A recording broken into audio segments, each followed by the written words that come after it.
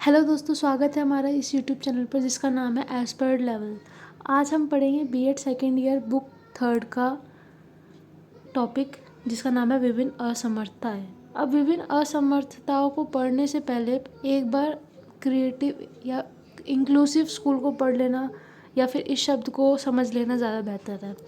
अब inclusive school क्या होते हैं, जिसमें सभी प्रकार के बच्चों का दाखिला किया जाता है। जैसे कि कोई बच्चा अगर दृष्टि बाधित है या जैसे कि कोई देख नहीं सकता है, कोई सुन नहीं सकता है, कोई बोल नहीं सकता है, इन बच्चों को भी अन्य बच्चों के साथ बिठाकर एक साथ पढ़ाया जाता है। इसे कहते हैं इंक्लूसिव स्कूल या फिर समावेशी विद्यालय। अब फर्स्ट यूनिट का फर्स्ट टॉपिक ये है कि विभिन्न असमर्थताएं क्या है। अब विभिन्न असमर्थताओं में कई असमर्थताएं आती है, जैसे कि दृष्टि बाधित होती है, कुछ श्रवण बाधित होती है जो सुनने से रिलेटेड होती है, कुछ मानसिक बाधित होती है जो मस्तिष्क से रिलेटेड होती है, कुछ गतिमान तथा स्नायु विषयक विकार होते हैं, कुछ अधिगम असमर्थता होती है। अधिगम असमर्थता, दृष्टि बाधित, श्रवण बाधित आपने बीएड फर्स्ट ईयर में भी पढ़ी होगी। और कुछ होती है बहुबाधिता जिसमें कई असमर्थताएं होती है। आज हम पढ़ेंगे कि दृष्टि बाधित असमर्थताएं क्या है।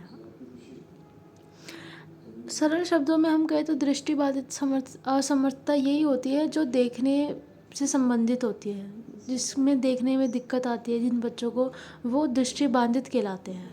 अब इसकी डेफिनेशन पे आ जाते हैं कि प्रत्येक बालक एक दूसरे से किसी न किसी मायनों में भिन्न होता है। कोई मानसिक, कोई सामाजिक तो कोई शारीरिक। परंतु यहाँ दृष्टि बाधित बालक से तात्पर्य उन बालकों से है जो देख पाने में असमर्थ है, अर्थात ऐसे बालक जो स्वयं की आंखों से नज़दीक या दूर की वस्तुओं को स्पष्ट रूप से देख नहीं पाते हैं या देख नहीं सकते हैं। कुछ बालक ऐसे होते हैं जो विशेष रूप से मोटे अक्षरों में छपी पुस्तकों को पढ़ सकते हैं, जिसे हम आंशिक रूप से दृष्टिबाधित बालक कहते हैं।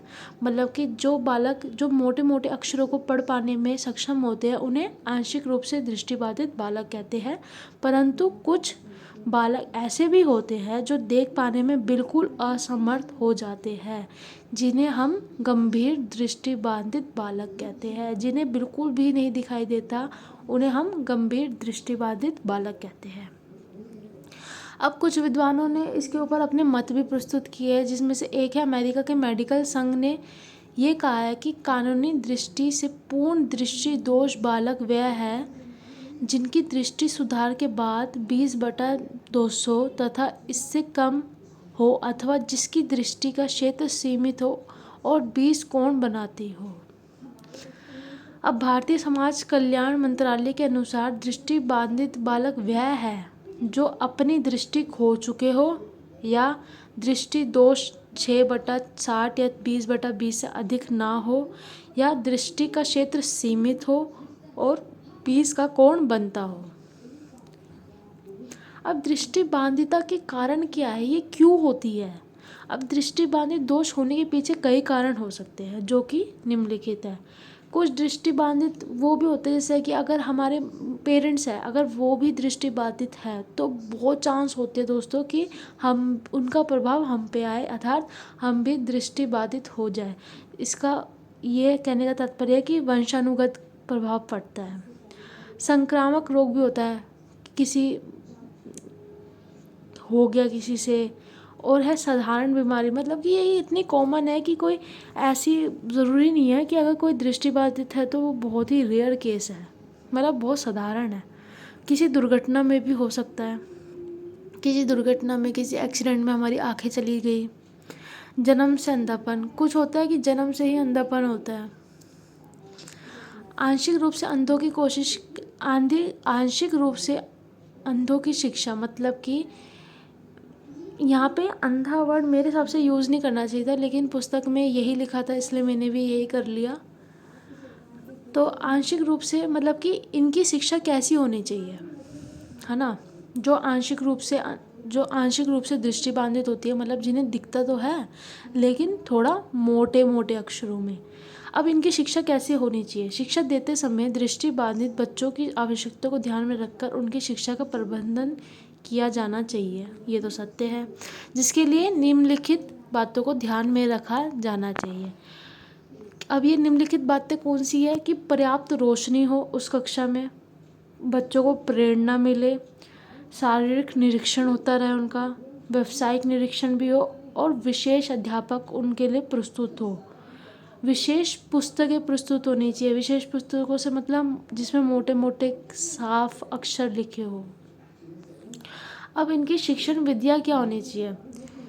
अब जो दृष्टिबाधित होते हैं इनको तो दिख नहीं पाता, इसके लिए क्या होना चाहिए, या तो कोई सुनने वाली चीज़ है ना, या तो कोई ऐसी कॉन्क्रीट मटेरियल मतलब जिसे हम छू पाए, है ना, उनको इस्तेमाल कर सकते हैं हम। अब जैसे आ गया सुनने में, क्या आ गया, टेप रिकॉर्डर आ गया, ब्रेल आ गई। ब्रेल एक पुस्तक होती है जिसमें शब्द जो होते हैं थोड़े खुरदुरे होते हैं, जिस पे बच्चे अपने हाथ लगा के पता कर सकते हैं कि ये कौन सा शब्द है।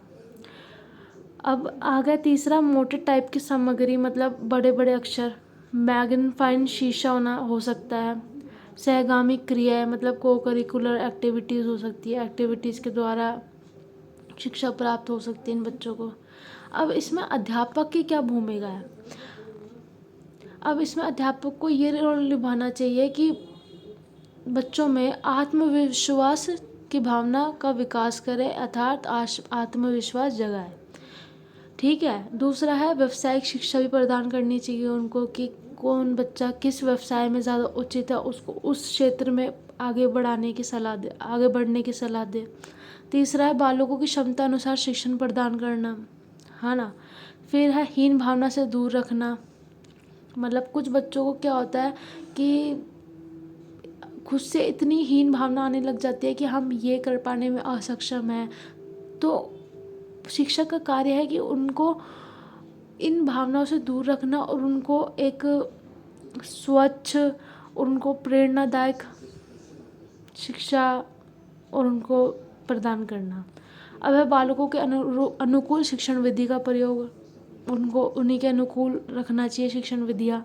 स्पष्ट शिक्षण प्रदान करना, बालक में स्वतंत्रता की भावना विकसित करना कि मतलब कोई भी बच्चा अगर वो दृष्टिबाधित है इसका मतलब ये नहीं है कि वो बोल नहीं पाएगा क्लास में या फिर बोल नहीं सकता।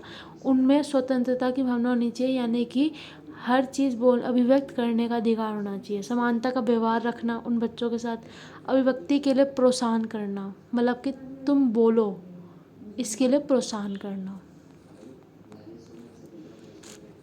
तो दोस्तों आज इतना ही करते हैं। अगली क्लास में हम दूसरी अक्षमता पढ़ेंगे जो कि है श्रवण बाधित अक्षमता।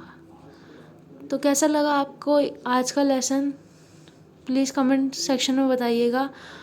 और इस वीडियो को जितना हो सके उतना लाइक, सब्सक्राइब, शेयर ज़रूर करिएगा। इससे क्या होता है दोस्तों, आगे की वीडियोस बनाने के लिए बहुत मोटिवेशन मिलता है। थैंक यू दोस्तों, बाय बाय।